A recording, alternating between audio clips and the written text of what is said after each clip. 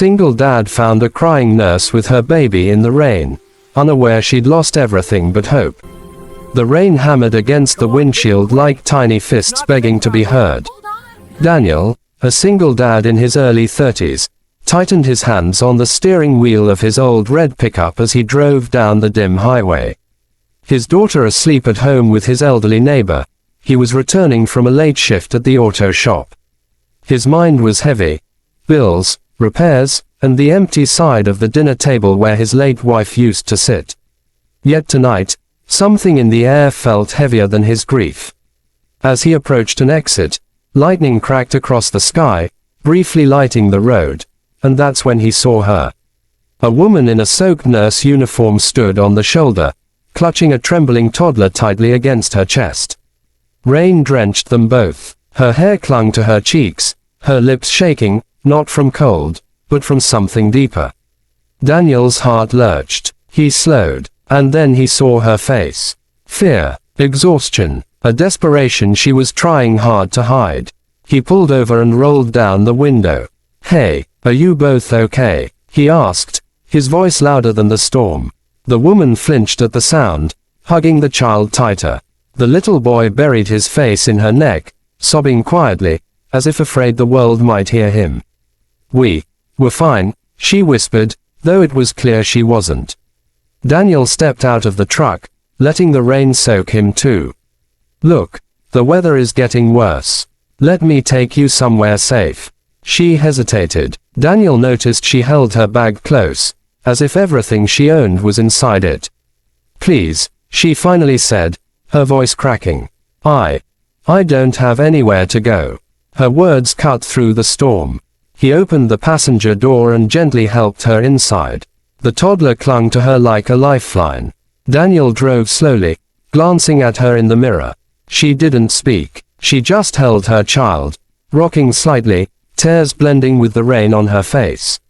After a few minutes, he said softly, "I'm Daniel. And you?" She swallowed hard. "Maya, and your little guy." She looked down at the child.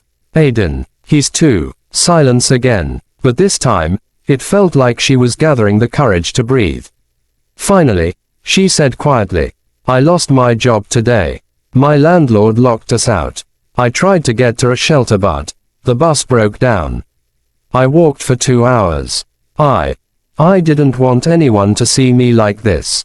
Daniel's chest tightened. Everyone needs help sometimes. She stared out the window, whispering, "Not me. I was supposed to help others, not become someone begging for a ride." Daniel didn't speak. He knew that pain, the shame of feeling like you failed at life even when you were doing your best.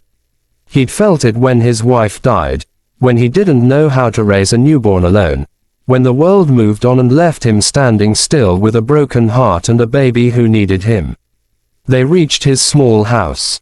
He grabbed an umbrella and walked her to the porch. Inside, he gave her a towel, warm clothes of his late wife, and hot soup. Maya stared at the bowl, tears filling her eyes. "Why are you helping us?" she whispered. Daniel took a breath. "Because someone once helped me when I was drowning too." Aiden reached for Daniel's hand, a tiny gesture, but full of innocence and trust. In that moment, Daniel felt something shift in the air. He didn't know her story, and she didn't know his. But fate clearly did. The storm outside raged on, but inside that small home, something fragile but powerful began to grow: hope. When dawn arrived, the storm had softened into a gentle drizzle.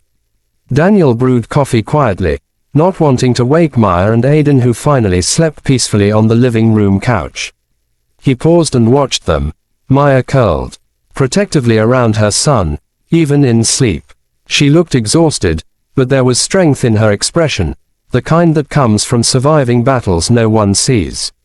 He made breakfast, eggs, toast, and warm milk for Aiden, and placed the plates on the table. As he turned, Maya stood in the hallway, wearing the borrowed clothes, her hair still damp but her eyes more awake. "I'm sorry," she murmured. "I didn't mean to stay the whole night." Daniel shook his head. "You and your son needed rest. That's enough reason." She looked at the breakfast and blinked back tears. I don't know how to thank you. Aiden waddled in, rubbing his eyes. Daniel knelt. Morning, buddy. The toddler smiled. A small, shy smile, but real. They sat together, like a family that wasn't a family, yet felt like one. As they ate, Maya slowly opened up. She told him about her night shifts as a nurse, how she tried to keep going after her husband left, how she saved every penny but still fell short. How yesterday, a patient's angry relative blamed her for something she didn't do, and she was fired without warning. Then the landlord tossed her things into garbage bags and locked the door. Her voice broke. I tried to stay strong for Aiden. But last night, when the rain started, I felt like God had given up on me. Daniel leaned back. Maybe he didn't give up. Maybe he sent someone. Maya looked at him, tears streaming silently. Later that day, Daniel drove her to the hospital where he knew the head nurse. He explained Maya's situation, not as a pity story, but as a truth. She was hardworking, skilled, dedicated. Maya watched in disbelief as Daniel spoke up for her, more confidently than she had ever spoken for herself. The head nurse reviewed her file. Finally, she said, Maya, we do need someone for the pediatric night shift. If you're willing, you can start next week. Maya gasped. She covered her mouth as tears flooded her eyes. Yes, I'm willing. Thank you so much. Outside, she turned to Daniel, trembling. Why would you do this for me? Daniel looked at Aiden, then at her. Because I know what it's like to lose everything. And I know what it feels like when someone believes in you before you believe in yourself. Maya stepped closer. I don't know how to repay you. Daniel smiled softly. Just don't give up again. Days turned into weeks. Maya got the job. She found a small apartment. But she and Aiden kept visiting Daniel. First for dinner, then for company, then because they felt at home there. Aiden began calling him Uncle Dan, and one evening, while watching the sunset on the porch, Maya whispered, that night in the rain, I thought my life was ending. But it was the beginning of something better. Daniel looked at her, warmth filling his chest. Sometimes the storm isn't there to break you, it's there to bring the right people together. The story ended not with a rescue, but with a rebuilding, quiet, powerful, and full of hope.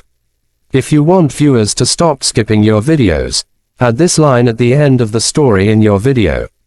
If this story touched your heart, subscribe for more life-changing stories like this.